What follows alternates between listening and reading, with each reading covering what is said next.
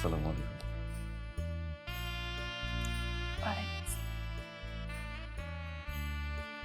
মাশাআল্লাহ, আপনি অনেক সুন্দর।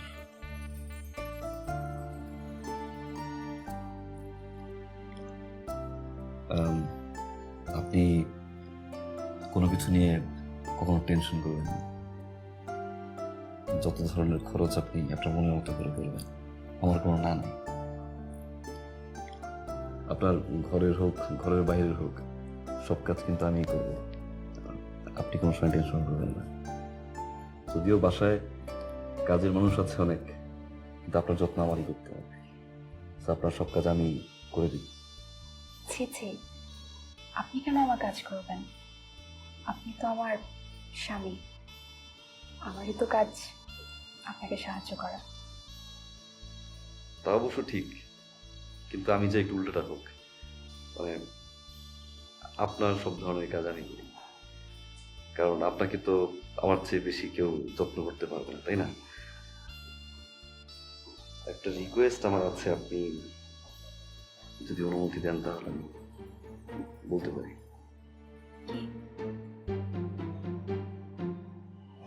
আপনি আমাকে আপনি বলবেন না প্লিজ, আপনি আমাকে তুমি করে বলবেন, এটা আমার খুব পছন্দের। ঠিক আছে।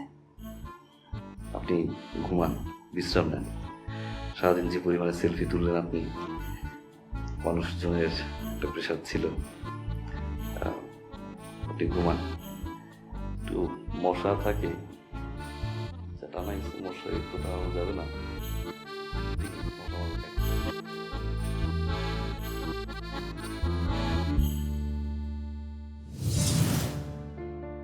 আপনি বলেন, এরকম গোলাম কিসিমের স্বামী কোনো বউ আশা করে? একটা বাসর রাত নিয়ে একটা মেয়ের কত স্বপ্ন থাকে। একটা মেয়ে আশা করে তার স্বামী হবে বীর পুরুষের মতো।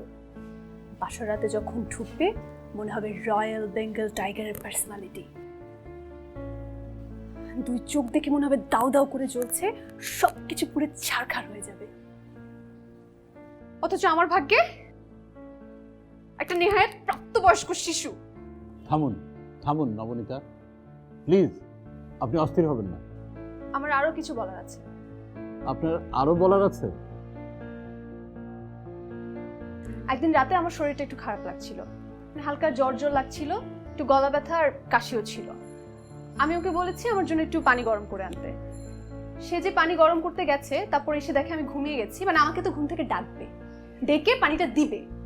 সে আমাকে ঘুম থেকে ডাকে নাই কেন? আমার ঘুম ভেঙে গেলে তার কষ্ট লাগবে। আমি ঘুম থেকে জেগে দেখি সে পানির গ্লাস হাতে নিয়ে আমার পাশে বসে আছে। এই যে, এই হচ্ছে সেই লোক। পানি গরম করে নিয়ে আসছে ভালো, কিন্তু আমার ঘুম ভেঙে যাবে বলে যে ডাকা যাবে না, এটা অতিরিক্ত ভালো। এই অতিরিক্ত ভালোটাই আমার পছন্দ না।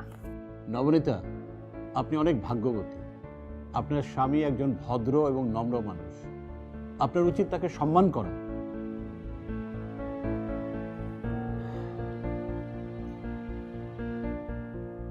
আপনাদের এই মধুর সমস্যার সমাধান ডিভোর্স হতে পারে না। নবনীতা, আপনি যে অভিযোগ এনেছেন আদালত সেটা আমলে নিবে না।